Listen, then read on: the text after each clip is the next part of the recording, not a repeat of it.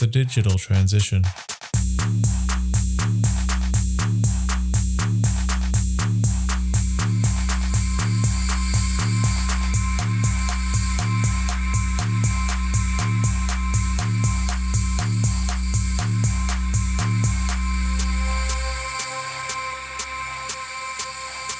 The Digital Transition, a podcast series created to assist those tasked with implementing digital strategies, where we will share our knowledge and experiences to support you in your transition. Welcome to The Digital Transition, powered by Bond University's Building Information Modelling program. I'm your host, Nathan Hildebrandt, and today I'm talking with James Vincent from NCS Next Australia about how technology can assist businesses, communities and nations in obtaining greater knowledge, which can drive efficiencies and create more economical and sustainable outcomes. But before I start my interview with James, I need to talk to you about our exclusive sponsor. Bond University are leading the way in BIM education in Australia through their Master of Building Information Modelling and Integrated Project Delivery course. They also have a great micro-credential offering. Now, these courses were the first and remain the only university courses in Australia to be formally accredited by Building Smart Australasia. And this course was recognised internationally with a special mention for leadership in the Open BIM in Education in the Professional Research category in the 2020 Building Smart International Awards. Head to the Bond University website via the link in the show notes to learn more about their educational offerings. Now onto my conversation with James. Thanks for taking the time to talk to us today, James. Yeah, no problem, Nathan. Thanks for having me on. Really excited to be here.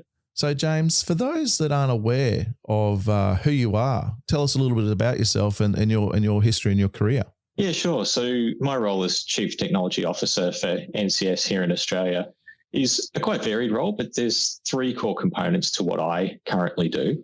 My primary focus is to look at the strategic roadmap for our products and services. So really that's about just getting out and talking to our clients and having those conversations about their needs and what they're aiming to achieve for their businesses and making sure that the types of things we do resonate with them and are relevant.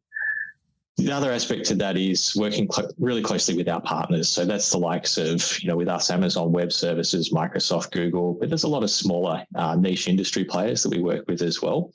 And what we like to do with our partners is really look at how we can innovate together and, bring their products and services to life here locally in the Australian industry. And then finally, there's an internal facing aspect to my role, which is about internal staff training and development and really making sure that we're building the right skill sets to ensure that, we can remain relevant and do those creative and innovative things as well. So that's aspects of mentoring and, staff development training plans and things like that. So it's a very broad role, but really it's about how we bring those things together to make sure that we remain a really effective, modern and progressive industry player. So for me personally, prior to joining NCS, I've had a quite broad industry background. I spent a lot of time in banking and finance, but I've also done some time in the energy industry and logistics as well.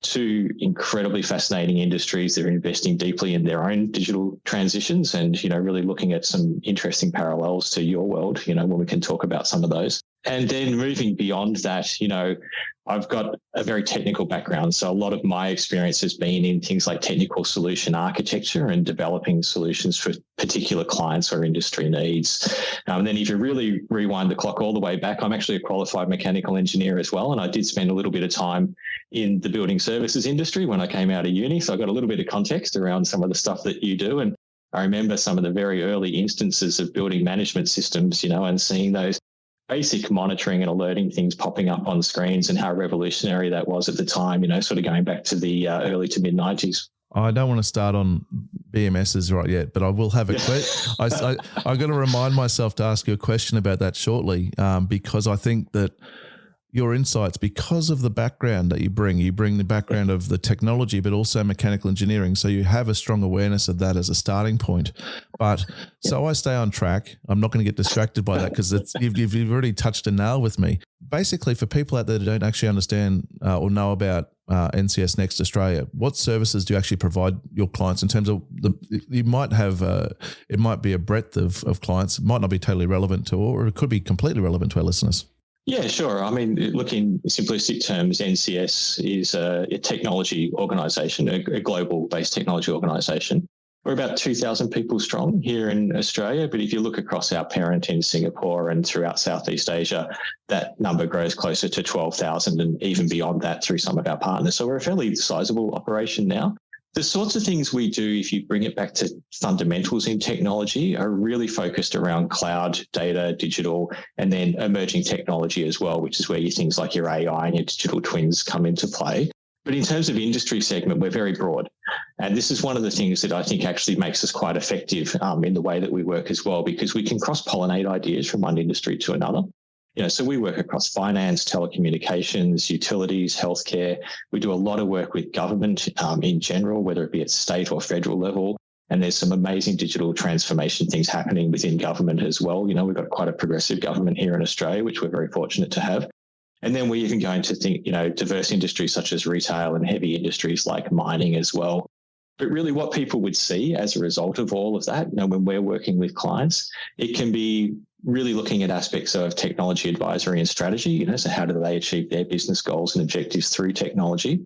But we do a lot of work in digital application development as well. So you would see iOS applications, Android-based applications. We've got really amazing award-winning designers and developers in that space. We're very strong in data platforms for analytics and insight, which is something obviously very, very relevant to this topic of conversation. And then beyond that, it's really the large-scale cloud adoption as well. So really getting organizations into cloud and making the most of modern technology, not just lift and shift, but how do you really unlock those capabilities that the large cloud players are actually bringing to market. So ultimately what we aim to do is really leverage technology to have great impact for our clients and help them bring their vision to life. You're the perfect person to be talking to. And in those sense now, I got triggered when you talked about BMSs. Oh dear. No, I really think this is an important topic. Now, several months ago, I got to interview Alexandra Bolton and Mark Coates when they're out here in Australia. It was back in September when we released the podcast earlier in this series. I can't remember. It might have been episode 52, possibly, from memory. But I actually asked her this pointed question, and it's based upon my personal beliefs. And I'd be interested from the technology perspective what your thoughts are as well on this. And this is probably the most controversial question I'll ask you today, but is a digital twin new marketing or a fancy new term for a BMS? It is a controversial question. But look, I think we're all mature enough to know that digital twins mean different things to different people, right? And one of the fascinating things about playing some really rapid catch up on your podcast and its progression over the last 4 years has been to see what that understanding in the industry is and how that's evolved over time as well. And that's not unique to your industry at all, right? We're seeing this across all sorts of industries. And, there's a prevailing understanding out there in the community that a digital twin is a 3D virtual reality representation of anything, right? Anything, right? Others will tell you that, no, it's only a digital twin when it becomes a model that can do scenario and predictive analysis and analytics. And we are seeing the industry trend towards that. Right. But I think we're always going to have this scenario where a term like digital twin is a little bit provocative and it will mean different things to different people. In a simplistic term, a digital twin is really any form of representation of a real world system that's codified, right? If you take advantage of that digital twin and leverage it for its true purpose, that's when you can start to do your scenario modeling and your what if type analysis. Right. And one of the things that I loved about listening to some of the things from 4 years ago, was the lament of the use of Excel spreadsheets to manage, complex building systems and even, groups and clusters of buildings. And, I can tell you, Excel is still probably the number one data analytic tool in use in the industry today, right? So we've all still got a long way to go, Nathan. There's a lot that we can do to improve our understanding of digital twins and the capabilities. And we can definitely get into this more, but, I would comment that the biggest change we're seeing in industry now is that the technology to realize that objective and to realize that vision of a digital twin, it actually really works now. And it's very accessible and achievable. And I think a lot of people have sort of dismissed it. A lot of people have tried, they've spent money, they've been a bit disappointed in the result they've got, and they've moved on. They've gone back to focus on fundamentals. And there's nothing wrong with that. But I think it's really important to periodically review that position and have a look at what can and is being achieved in industry. Now, there was a period I remember here in Queensland, probably about, maybe it might have been 18 months ago, because time flies, right? Things happen. Time goes past you. But there was a period of time where I know from memory that the Queensland state government put a complete halt on ICT spending. When we're talking about digital transitions, technology is required and a foundation is required to enable that. Now, I did a little bit of research yesterday and I was I was shocked. Consumer confidence is now as low as it was during COVID in 2020, and even kind of very close to the level that it was during the global financial crisis in 2007. So we're seeing a scenario where the interest rate rises that the RBA are doing are working in some ways, but they're working against us in terms of progressing forward. What would be your suggestion and from why businesses right now should be investing in technology? Yeah, this is an amazing and interesting topic, Nathan. And, if you look at my industry as technology in general, right, we're seeing enormous impact globally because of this. A lot of large tech organizations laying off staff at the moment, and it seems very arbitrary, right, in the way in which they're going about it. It's certainly from an external point of view, it can seem very arbitrary as well. And I think the thing is when you look at downturns in the economic cycle, right, there's always going to be a flight to caution. And I don't think that's necessarily a surprise for us. But when you start to pause your technology strategy and pause those investments, there is considerable downstream impact for that. And I think sometimes that short-sightedness is something that we really need to shine a bit of a spotlight on, because in truth, I think what we're seeing is that turbulence is the new normal. And I think you can retreat for a little while, but it's not necessarily a viable long-term strategy. And so if you start to look specifically at the positive and the optimistic lens of this thing, technology is a great enabler for efficiency. And I think what we really need to do is focus on how organizations can leverage technology to handle changing circumstance and actually to thrive in changing circumstance. So if you're investing in technology in the right way, it can make you really adaptable to the way you handle things such as changes in fulfillment process, maybe it's supply chain and logistics, and responding to economic change in circumstance. And of course, the classic example of this that we all lived through, was the COVID period, right, where all of a sudden you had such an impact on the workforce. And organizations were scrambling to deal with things like workforce mobility, people working from home, the fact that your customers can no longer come to you. So how do you adapt to that?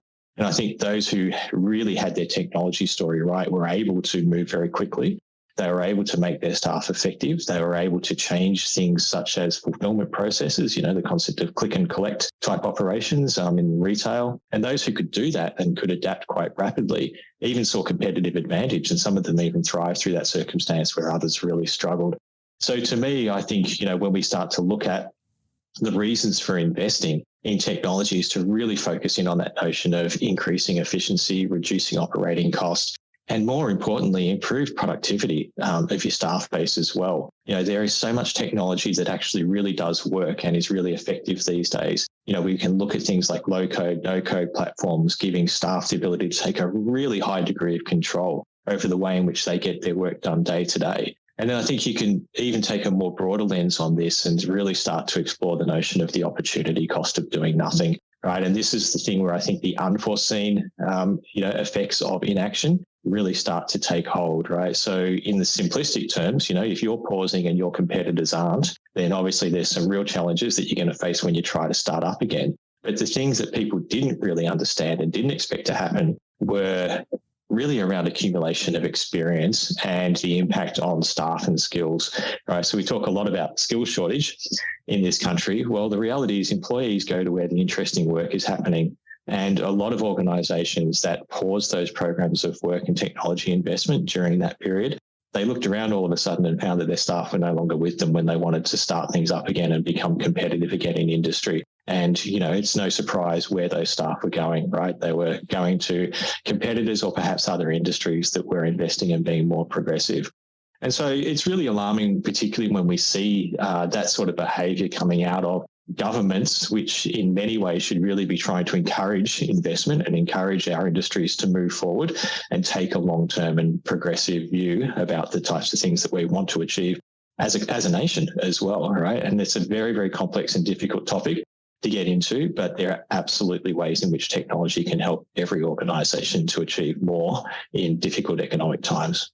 Yeah, and one of the things I guess you touched on just then as well is the challenge that we have with our skills shortage, and specifically within the AEC industry, we're seeing a substantial spend right now in the areas of infrastructure, and when you look at the pipeline of work that's coming through, it's quite scary in terms of the volume of work that is coming. I know that the current federal government have opened the floodgates in some ways with immigration to come into the country over the next couple of years.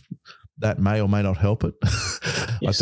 I think there needs to be an approach, a smart approach here with regards to, the unemployment rate. I think actually needs to go up 1% or 2%. And I know that's not a very comfortable socialist view. It's a very business person oriented view in terms of to slow the growth of things down and actually making business more sustainable for people. But if we take a step away from that concept of being and focusing on the negative, right? So one of the things that I liked about the thing you talked about was, I'm going to take a positive approach to this downturn, and I'm going to look at this and go, well, what can I do to make a difference? So how can we turn this skill shortage into a positive, right? How can we turn this into a positive and go, well, yep, we don't have enough people right now. What are other ways in which we can address this shortage? Are there ways in which technology can be implemented to essentially take up some of the slack, create that efficiency and drive that extra workload that we need to fill the gaps with the shortage of people power? Yeah, absolutely. There are, and I think that scenario that you described, Nathan, it's true of almost any industry, right? So I don't think this is constrained to the design and construction industry in any way, shape or form, although there are no doubt sort of nuanced aspects to that, right? But what I find really interesting when I look across the Australian landscape, right, is we have an enormous depth of talent here in this country. And what I mean by that is that the people we have are genuinely very, very skilled. They're very enthusiastic. They're deeply engaged in the work that they want to do, and they want to be, world scale, and they want to be world leaders, truth be told.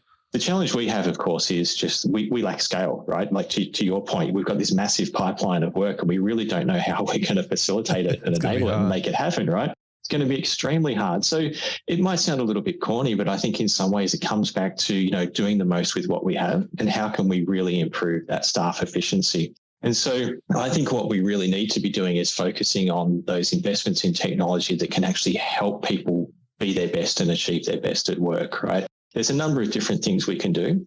And what we're starting to see is that a lot of investment in digital transformation is now focusing internally within the organization. So if you think about that previous wave of digital transformation, it's been very customer centric. How can I get a better customer experience? How can I get more customer engagement through my digital platforms like my web presence or my mobile apps? What we're really seeing now is organizations are saying, if we could put that same digital transformation lens to work for our staff, we could actually get a much more effective, much more engaged and more productive workforce, right? And this is the whole thing about doing more with less. So there's a lot of ways we can apply technology to take care of things like, what we call the repetitive heavy lifting, right? Or, for you and I, you might just say the boring aspects of our job, the grunt work, the things that we have to do sort of every day to get things done, right? How can we automate and remove that burden from our day so that we can really focus on the things that humans want to do, right? Which is be creative or tackle the really difficult challenges and focus on strategy as opposed to focusing on survival, right? So there's many solutions in industry around this of varying degrees of effectiveness. We've seen ways of robotic process automation that have really looked at those core repetitive things. I think there's room for another wave of that, particularly with some of the cool topics like generative AI coming into our industry now, which I think, we should probably have a bit of a chat about when we get to. Safety at speed, to me, is really the mantra. That's the thing that we're aiming for. So how do we move faster? How do we get things happening with much more agility in business? But how do we keep our organizations safe, manage risk, and keep our people safe and protected as we do that as well? So, I mentioned earlier the notion of low code, no code platforms, and this is really enabling people to leverage technology. There's a lot of investment happening in that space right now, and it really does work when you teach people how to use these tools. It's amazing the sort of solutions they come up with.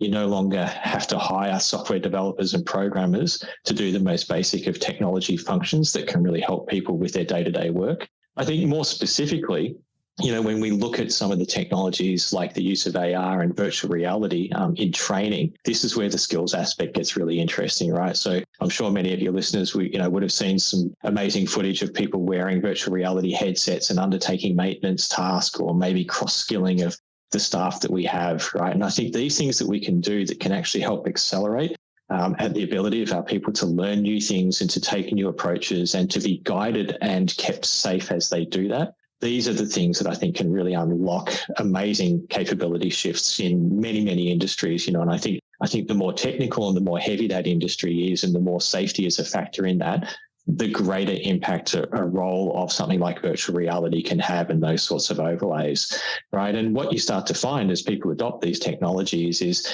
they don't just become more agile, but they get massive improvements in quality because you're now being guided through the tasks that you perform. And enormous improvements in safety as well, because the AI can detect if somebody's actually not doing something the way they should be doing, and it can really call out where hazards and issues might arise or might exist for, complex and challenging technical tasks as well. So ultimately, if you shine a really positive lens on this, and if we get this stuff right, I think that technology can actually act as a skills generator here in Australia. I think it can bring amazing economic benefit. I think that we can look at our education industry, and we can look more broadly across the industry as well to demonstrate how we can be a global leader in this space and ultimately a net exporter, not just of technology, but of skills as well. And I think that's one of the goals the UK government had originally when they set out their kind of digital process. They were hoping to try and export 50%. They were trying to get their exports of, AEC expertise up to 50%. Now, I don't know how that's gone because that was a paper that was written back in 2015. And, I think we found here in Australia, as well as in the UK, the take-up has been a longer drawn-out process than it's needed.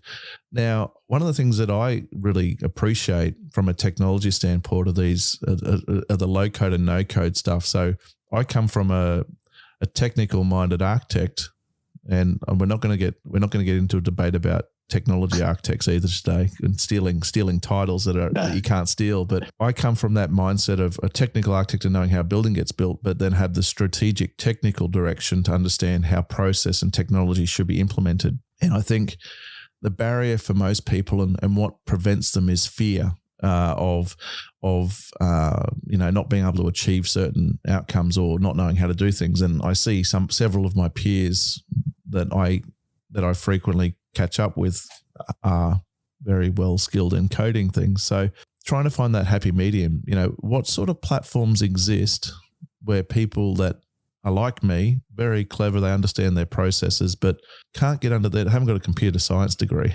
Yeah, look, it's an incredibly interesting field, and it's one that's evolving very, very rapidly. And I think the classic example in the industry at the moment would be the Power Platform, from Microsoft as a bit of an extension of Office, a platform that many of us are very, very familiar with. And how can we actually leverage those automation tools that are available within that platform? But, the really interesting space to watch in this, Nathan, I think is really where generative AI is going to take all of this. So rather than have to really think through that process and how I might bring software to bear and how I might start to try to play around the edges of being a quasi-programmer, or maybe I would just want to simplify the way I ingest data sets into my Excel spreadsheets that I know and love and will passionately hold on to forever, right? Maybe I get data in email and I just want to simplify that process of every day, plugging that into Excel. Those are the sorts of use cases we're really seeing people adopt with gusto at the moment. But I think in future, what will really unlock this capability is when we can just ask the computer to do what we want, and this is where the generative AI comes in. So, being able to add a prompt or even verbally ask a computer, please ingest this data from point A to point B, do it every day for me at 9 a.m. and, highlight where there's some gaps in that data and have the computer be able to do that. It's incredibly powerful. It's an amazing enabler for many, many people. And I think that, the future prospects of this type of technology are really wonderful and amazing. It's a conversation that kind of has to happen with when we're talking about technology. And, I get excited about it, but at the same time, I'm a cautious person. So I do my risk assessments when it comes to every kind of piece of technology that I investigate. And seeing ChatGPT come out and all of the other kind of claimed AI tools that, generating imagery and all that sort of stuff. I personally think that, once again, it's a marketing thing, right? I don't see it as AI yet. I look at it as being machine learning because a person's programmed that to respond in particular ways. And I haven't gotten in that depth yet where I've programmed it with enough information to enable it to provide smart answers, I guess. What's your thoughts like in terms of where machine learning and AI, and I guess at the same time you can probably come in and say whether you think my views on AI and machine learning is wrong as well. I don't mind that. I like that. But what's your views on its state of play right now and its usefulness versus where you think it might be moving to in the future? And I know it's probably touching upon making, Microsoft Power a bit even stronger. For example, if Microsoft embedded some of this into it where basically you kind of just write a sentence and then it sets up all the steps that you need. Absolutely. And look, I'm smiling as you're talking here, Nathan. Your audience can't see that, but your views are really insightful, right? And I think that comes from your technical background. The really interesting thing is the effective reach that this technology is now having into people who don't necessarily come from that technical background. And we can get into, debates around definition, right? But in really simplistic terms, for the audience benefit, right? I look at AI as the broader umbrella. AI is really just attempting to mimic humans, right? So anything we might do, such as be able to read text or speak, mimicking that sort of behavior, that's artificial intelligence. Machine learning really just becomes the mechanisms by which we can train that artificial intelligence to be more effective at what it does, right? And then I think when we get into the generative is when we really start to look at aspects where we can move beyond basic human capability. So, the machines can actually start to discover, infer, reason, even self-educate in the case of generalized AI, right? And it's a very, very open and complex topic in and of itself, but you imagine if you had the ability to, in real time, translate any conversation into any language you wanted, maybe even into multiple languages, right? And all of a sudden you encounter a language that you haven't worked with before, but you have the ability to go out and instantaneously educate yourself in that language and be able to continue that conversation in real time, right? That's where we're getting to with generalized AI, arming AI with the tools to learn. And I think this is really remarkable. But sort of coming back to the heart of your question and the state of play, if I bring it back to fundamental AI and not so much, this bleeding edge generative AI thing, it's a really interesting point in industry right now because I can't think of a single industry that is not actively leveraging AI at this moment to achieve effective outcomes. And, we work across so many different industries, right? I think, I can look at healthcare and some of the things that are happening in, analyzing radiography, right? And it's not about replacing human beings or saying the machine is better at detecting something on a scan than a human. What I hear the real impact there is that when you can start to do this stuff in real time, you can actually do more with the patient when they're with you. So maybe you detect something that needs further investigation. You can actually intervene and do that in real time with the patient rather than, have to go away, take time to analyze that. And at that point, you have to book another appointment with the patient. That's impactful. It's stressful on everybody, right? So these sorts of things are about improving human outcome and human experience. But, in finance, I think, AI has been used for things like real-time fraud detection, analyzing massive volumes of data in real time to do classic anomaly detection and start to realize where things are happening that they shouldn't. We're seeing it now increasingly used in things like tailored lending and risk management as well, being able to do those assessments across a broader array of data, do them in real time, have a huge impact on the bottom line for financial organizations as well, and things like responsible lending. In information technology, we've been using it for security and breach anomaly detection for quite some time. And, look, I could go on about this in so many different industries, but, even coming back to building management, right, we are seeing it genuinely used for the optimization of things like HVAC, lighting, water, and even waste management and waste control as well. So, the state of play, I think, for me, is that it's very real in industry. I think the technology has never been more accessible and more achievable in terms of actually getting to genuine and realistic outcome. Well, the other industries, I guess, you were seeing it kind of more in the spotlight, and I think the challenge is that we're seeing within the design and construction industries, there are tools out there right now that are being created out of the US, and there have been other tools that were used where there was generative design, which was a fad for a very, very short period of time because the resulting outcomes have produced hundreds of design options automatically. the time it would take a human to then review them would be considerable. So therefore, you're actually losing the benefits of what's going on. Then you have parametric design, which is essentially producing solutions based upon data attached to it. And I spoke to Clifton Harness about that last year and seeing that tool in process means it's speeding up the feasibility of things. And there's a lot of excitement and focus on, I guess, design and the pretty things, right? And from my mind, that is a very short time period in which the assets are being delivered. I want to cover off on two levels today, and I want to start off on the micro and the macro. So starting off with the micro level and kind of moving on, I guess, from the segue you kind of set up perfectly there for me, and talking about how systems within buildings can respond. 4 years ago, in episode 19, I actually spoke with James Cheesewright. He was with Honeywell at the time. I think he's moved on. He talked about the benefits of using technology to assist in preventative maintenance. Huge topic right now is sustainability. Huge focus is on carbon.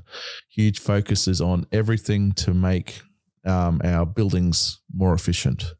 It's really good that you come from that kind of mechanical background, because not only do you kind of go, well, I understand how a computer system can work to connect all these dots, but you also understand the challenges of and how efficiency is really, really important with construction, and systems and mechanical systems and the like.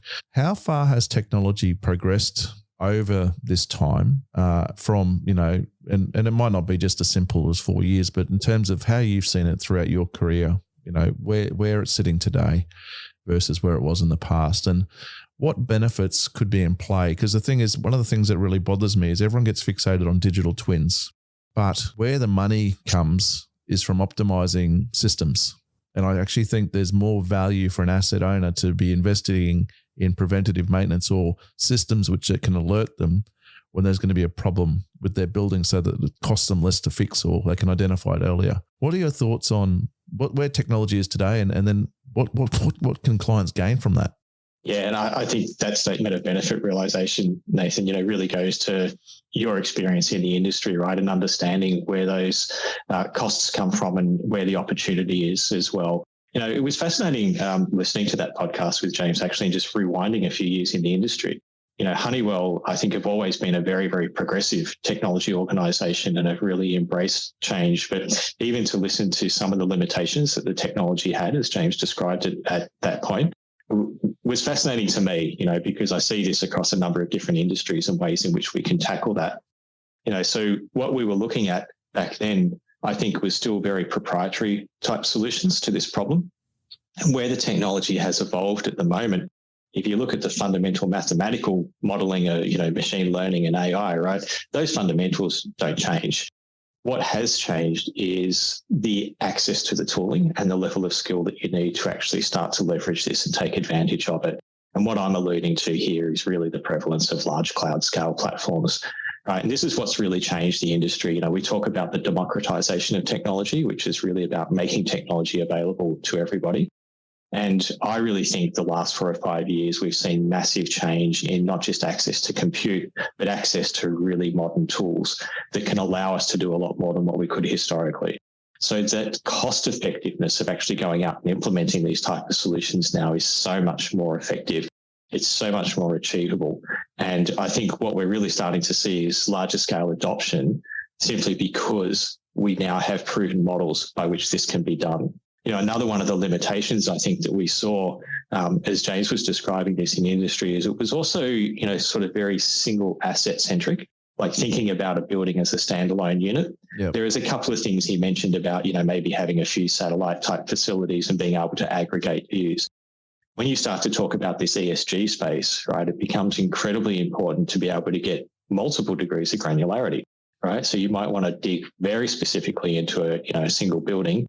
Or you might want to zoom out and say, well, what's our footprint, nationally, globally, state by state, whatever it may be. And this becomes incredibly important, not just for compliance reporting, but also being able to identify where those optimizations can occur. So what we really see now is a much more connected community, I think, of digital assets that are able to not just aggregate their reporting, but communicate with one another And this is where we can start to get into some really fascinating areas of where this technology could go in the future. But really, I think the main thing to focus on right now is how we can actually adopt technologies such as IoT sensors, 5G, which is becoming really quite ubiquitous, and we're enabling that at a great rate in this country. How can we process orders of magnitude increase in data to take advantage of those opportunities? And this is where the AI and machine learning can do really great things to optimize and customize things like HVAC curves and, control lighting as well, focus on the experience of the occupants and what matters to them in a building context as well. So there are many, many benefits that we can get. And I think if we really start to take this towards a logical conclusion, one of the things that I'm quite excited about where we could go, having a bit of time in the energy industry as well, is participation in things such as demand response exercises. Right. So, for benefit of listeners who may not be familiar with this is where you're in, say, a peak, energy usage period. It might be a 40-degree day where, the network's really struggling to keep up with electricity demand, and we need to do certain things to stabilize the electricity supply.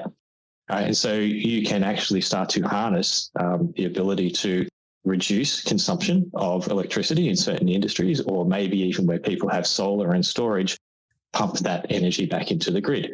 Now, this has a whole bunch of challenges along with it, but there's also an economic opportunity here. So you imagine if you had a fairly large set of buildings that you were managing and you had the ability to participate in a demand response economy. If you said to the energy producer, we'll allow you to scale back our HVAC systems during periods of peak demand for a commensurate economic benefit. And so this is when we start to really look at this at large scale and look at connected systems and the ability to actually communicate and have artificial intelligence agents making decisions and acting on our behalf. We can start to unlock some really amazing opportunities and creative ideas. And to me, I think the biggest barrier to change in industry at the moment is not what the technology can do. It's how creatively we can think about the solutions and the sorts of things that we can actually enable. You've now opened a whole myriad of things in my head. I love doing that. That's one of my favorite things to do. I was working in my former role with a major asset owner, and I won't use any names just to kind of in case people think it's confidential. It might not be. It's probably public knowledge, but the methodology that they were adopting to try and curb their energy usage was they switched to geothermal air conditioning.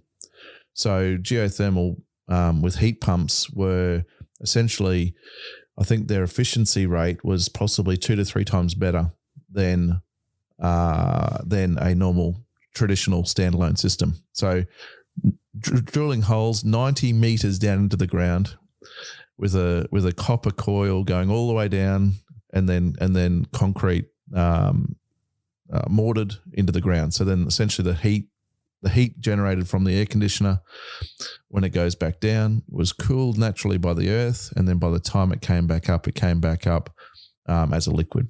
I think that's the right order. I'll get it right one day. But then at the same time, they were introducing solar panels onto their roofs. And then they were also, the third phase was, they were going to introduce solar panels, but then they also had an electric company, which I won't mention as well, just so that we don't have any other names as well. They had sensors on all of their boards. So they were able to real-time monitor their energy usage across their campuses. And it also then meant that when they were going to hit that peak demand and electricity rate, if they hit over that peak demand and they used too much electricity, their electricity rate for the whole month would go up to that higher rate if they just went over that one point, even for a minute of time. So what they put in place, the final objective was to put in generators. So for that 1 hour a day that during hot peaks of summer, they'd hit that, they'd integrate and do that. So it was a massive system, but what it was overall was saving that organisation a substantial amount of electricity, but also then when they hit that one little peak, if they were going to hit that little peak, they then had a system to protect them from that. Now that's, once again, that's a very micro level looking at it. And I think that there's a lot of challenges in that, because we could go in and spend a whole day once again talking about the challenges of implementing solar on everyone's houses and businesses, and then what that does to the system as well, and how that can damage it by pumping too much electricity into it. And the thing that I really find interesting, kind of going from that real life case study from a real asset in terms of how a client was looking to address their energy usage and comfort levels of their occupants. And moving back to kind of how machine learning actually is going to make a huge difference, I think, with building analysis, is that because there's not enough buildings right now that have these systems in place, we're not actually capturing well enough energy usage of our buildings and having them segregated out so that we actually understand, is this power coming from lighting? Is this power generating? Is this electricity or energy? Well, let's use energy instead of electricity because there's many ways we can generate energy.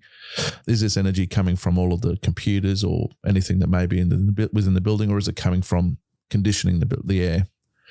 Now, imagine there's some great design tools out there right now that can enable designers to design better quality buildings. And at the moment, they're saying that it has a certain level of carbon usage over whole of life based upon assumptions or data from the past. Imagine the data sets from real life buildings being utilized at a more granular level, because the thing is that, I'm sitting here in Brisbane, you're sitting today in Victoria, and I guarantee you that the data that they'd used for whole of life and carbon would be, this is the Australian cost of this material. They wouldn't get granular and say, well, in Brisbane it costs this and in Melbourne it costs this. And yes, they'll do some general, thermal stuff, but it won't be as granular to how people actually live. They'll treat it as if a building's an esky rather than, right now I've got doors and windows open. In Melbourne, if you did that, you might be a little bit cool this morning. Do you see that there's going to be a lot of benefit, I guess, or do you think that democratic data, and I'm really forgetting a really good term I learnt from another colleague of mine that I interviewed a while ago, and I lost my mind right when I wanted to say it, but it's basically enabling data to be accessed by people, and I guess it's kind of almost on the concept of democratic technology. It's almost like democratic data. How could this data that we could start creating from our buildings then greater inform the way we design our buildings in the future? Yeah, there's so much in what you just described, Nathan. And, when I hear the story about people consciously investing in things like, the geothermal energy and cooling and stuff, right? The thing that leaps out to me is the creative ideation behind that. It's not so much the technology, and I go back into the industry, when we were looking at things like putting, gas turbines into buildings to co-generate electricity on site by burning gas. Right. Now you look at the cost effectiveness of that today, it's a horror story, right? You wouldn't want to be the guy that implemented that at large scale, right? You'd be ripping that stuff out now. But, I think that long-term sustainable view of the technology that we have is really, really important, and I think coming to your point about data and this notion of being able to share data, to be able to collaborate around data, really important. And we see this a lot across many, many industries, right? Particularly we see it in government around interagency sharing of data. We see it in things like emergency services for the ability to conduct shared, response and more effective response in emergency situations. When everybody's got their own distinct and disparate view of what's happening in a situation, it's very, very hard to be coordinated, right? And I think this mindset can translate into many, many scenarios. And I think you're absolutely right. It's great to have reference industry standards and frameworks. One of the classic things that we get into as a consultant when we work with a lot of our clients, regardless of what field it is that we're looking at, the number one question people really want an answer to is, am I normal?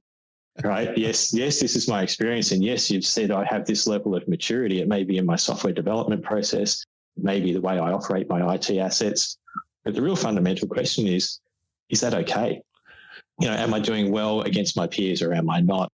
So I think the real opportunity in future is, for the experience of a building. If you imagine a building as an entity, or a facility as an entity, imagine it has an agent acting on behalf or, its behalf, or a degree of sentience, if you will, right? Imagine if that building could say, hey, I've just had to, up my energy consumption to drive my HVAC system a bit harder because, I seem to have high occupancy and it's a real sunny, warm, humid day here in Brisbane, but imagine if it could ask its peers, are you guys doing the same? Right? Is this what you're seeing? It seems a bit odd to me. I didn't have to do this last Tuesday.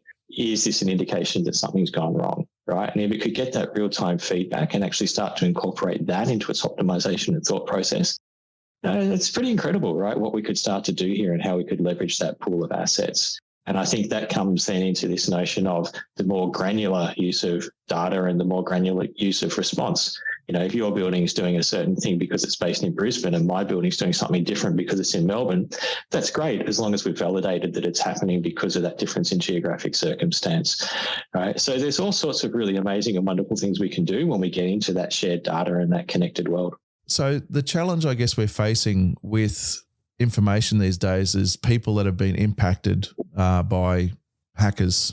And, at the moment, I can say that I've been smacked by a couple of hackers with Optus and Medibank here in Australia. And the challenge is going to be moving forward, the comfort levels that asset owners are going to have with, the challenges we face with democratic data is that sometimes that information can be obtained by people that you really don't want to have it. I guess, do you see that as potentially being a restrictor in terms of people wanting to adopt these more digital workflows for managing their asset, or they're just going to go, no, I'm happy keeping it as in its silo right now, and it doesn't matter if it's going to cost me more?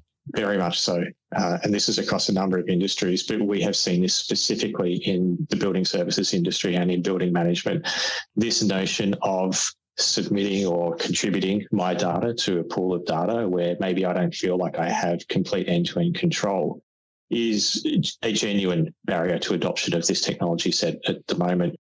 I think what we've seen in terms of cybersecurity across most industries is it's not a matter of if, it's a matter of when, and how do you best protect yourself against that, right? So, whenever we're talking about sharing data and enabling access to data, there are a lot of really good things that we can do to actually enable that whilst staying safe as well.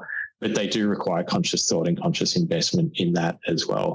So, I'm very strong in my background around cloud platforms and the adoption of cloud platforms. And we talk about this notion of democratization of technology. And one of the things I really feel that large-scale adoption of cloud did was provide people the tools to actually have that observability on, who's accessing my system.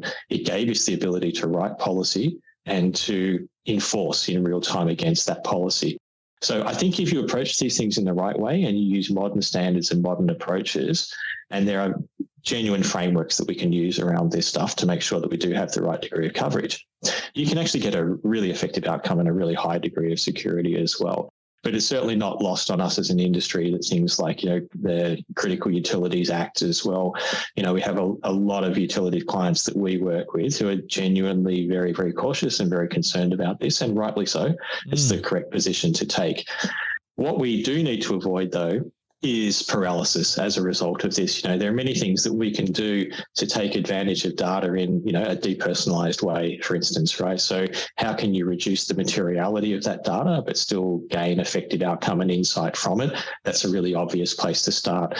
And a lot of these practices came out of the financial services industry where, working through very, very large volumes of transactional data in a depersonalized way can still have a great impact in terms of the outcome that you might be looking for, right? Particularly when it comes to aspects such as security. So I would say we can apply that. We can absolutely apply it in the building services industry, but I know it is a note of caution at the moment. What we really need to do is, I think, stand up and showcase, demonstrate these patterns and how this works, and face into answering those questions and building trust, right? So the more we can build trust, the more we'll drive greater adoption in industry. It's a really important point, I guess, moving forward to where we go to the macro level, right? And having a building in isolation might be, people might be less stressed about that information or data, depending upon how it's formulated. But moving forward to kind of the broader scale and the challenges that I see with the culture in Australia, I guess, has seen us develop these great urban sprawls. Here in Brisbane, we like to build on floodplains. And then we obviously have this overall kind of poor urban planning in place, which then results in really, really inefficient public transport and a huge reliance on motor vehicles. And that's how I see Southeast Queensland. I don't know how you see Melbourne, but we won't go into an urban design discussion today. But the thing is how can we use technology to then drive better design decisions in terms of how we design our cities or how we actually grow things. But here in Queensland, we almost have Coolangatta to Noosa. We've got 250 kilometres, and now Ipswich and Toowoomba are growing big here as well, which is going to see this 250 kilometre by 100 kilometre spine of people. What are your thoughts on, smart city technology? If we turn off the security thought for a moment, because that could kind of scare people away. But how do you think that smart city technology can actually assist us, with this in challenging growth that we're going to have with our population over the next decade? Yeah, super important topic, Nathan. I think the population of Australia, we're pushing towards 30 odd million within the next 10 years. It's a pretty significant increase from where we are. And, from your comments, and you're not unique at all in your experience in Brisbane, this is a global challenge with urbanisation. And it's not just population, it's the drive towards urban density as well. People are moving towards cities, and that's a global phenomenon. Right. So, if it's aggravating now, what's it going to be like? We know historically we're not the greatest at investing in infrastructure. We're certainly not the greatest at investing in it ahead of time and ahead of need and ahead of demand. Right. But specifically, what can we do in terms of technology? Where can things like smart city technology enable better experience? I think there's a lot of things that we can do, right? And the obvious thing is that we begin with the data and the data collection and being able to take advantage of understanding and awareness and insight. But when I look at things like the desire to optimize investment, right? So how do you make decisions around whether I should be investing in a road program or a rail program? And, we see in the community there are people who are passionate about one or the other, but as a mature community, what we understand is that it's a combination of things that are going to go towards solving these problems, right? But I think we need to optimize the investments that we make, and this is where technology can actually play a really effective role. So, for instance, how would I do scenario modeling? How could I actually look at things like public event planning and say, what if I made some changes, or what if we did this, or what if we rerouted or adjusted, maybe it's a traffic light sequence to optimize egress under certain circumstances. Why can't our road and transportation systems be more dynamic, actually understand in real time what is happening around them and make adjustments for that? And those sorts of things, I think, can have an enormous impact. The more you can do that sort of scenario modeling analysis in virtual reality before you invest in physical construction, the more effective that investment is going to be. We did a really fascinating piece of work here in Victoria where it was just an innovation challenge that we did around how could we design better railway stations, right? And so you look at the increasing population, we want rail and systems of public transport to be more accessible to people, to be more effective for a greater segment of the community. And the old school approach is you get a huge warehouse space, right? And you build a physical analog of a train station and you go walk through that train station and you go, oh, how's this working? But it's kind of quite abstracted, right? Because there's no ambience. You don't have the crowd around you. You don't know what it's like, when there's a huge, state rugby match on or something like that, right? And there's all these people swelling in. But if you really want to design for optimization, you have to be able to do that. And virtual reality is a really amazing way in which you can start to do that sort of thing. You might want to look at things like signage placement. How can I make sure that people can understand where they're going? How can I make access to information better? What would that look like to someone who's colorblind? Well, why don't I just put a filter on that next time I do my virtual reality walkthrough and I'll see what that looks like for those people, right? So I think it's really amazing what technology can do to start to unlock better design. But I think once we've also got built assets, there's a lot of things that technology is going to unlock. And I think, one of the things we all talk about and we all get excited about is, autonomous vehicles and, the ability for our cars to drive themselves. And I think at the moment, that's also a bit of a closed system, a closed loop. We're really talking about putting artificial intelligence technology within our singular vehicles so that they can assess the environment around them. That's a stop sign, that's a pedestrian, that's a white line.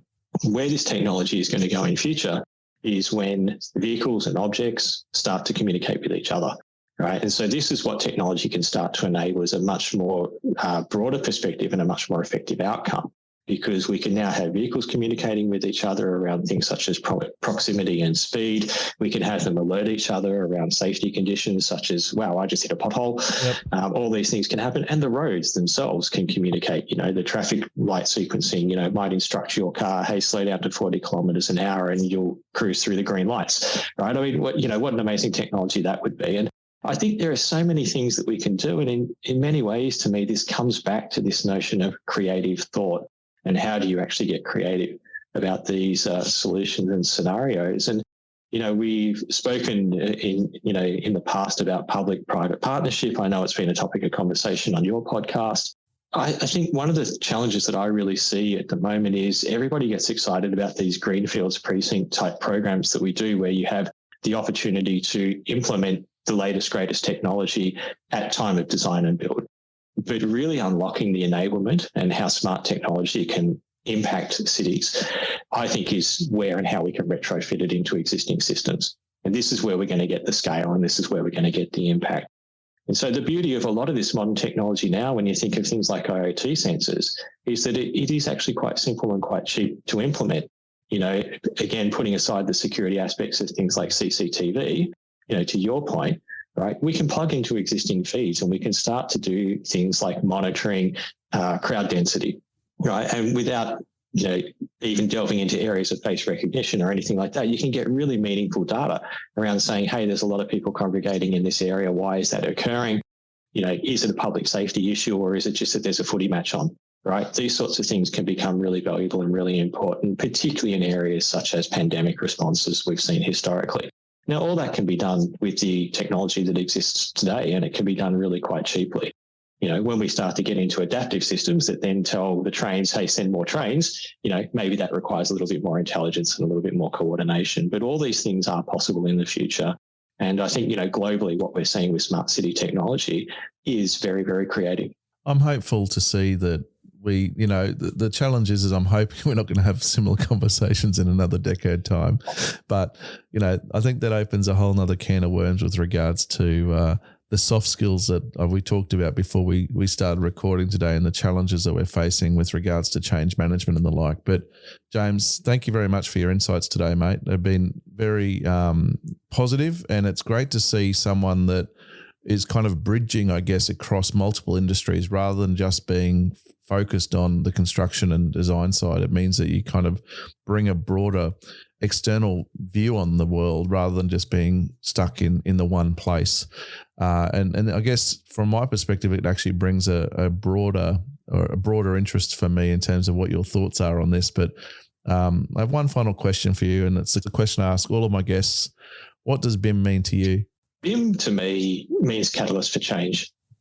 And I think that's just a slightly abstracted answer. Yep. But I think there's two real areas where BIM can drive change at the moment. I think one is the obvious one in technical capability. Particularly, we talk a lot about collaboration and BIM being an enabler for collaboration, but put yourself in a mindset where this is increasingly becoming machine-to-machine collaboration. And I think you start to see how we can unlock some really creative and interesting things that we haven't been able to do historically in industry. But I think the other catalyst for change is just driving conversation. And it's one of the reasons why I really admire what you've been doing with this podcast and your persistence over the years for which you've been doing it, is that things don't change by accident. And if you want to drive your industry to an intentional state and an intentional outcome, you need to agitate for that change, and you need change agents that are going to make that happen. So BIM to me is a catalyst for change. No, it's a very positive answer. But thanks very much once again, James, for your time today. No worries. Thanks, Nathan. It's been a pleasure. So for more information on James and NCS Next Australia, please head over to the podcast section on the Skewed website for further reading. I look forward to sharing our next podcast with you in a fortnight's time. Until then, good luck with your digital transition, powered by Bond University's Building Information Modelling program.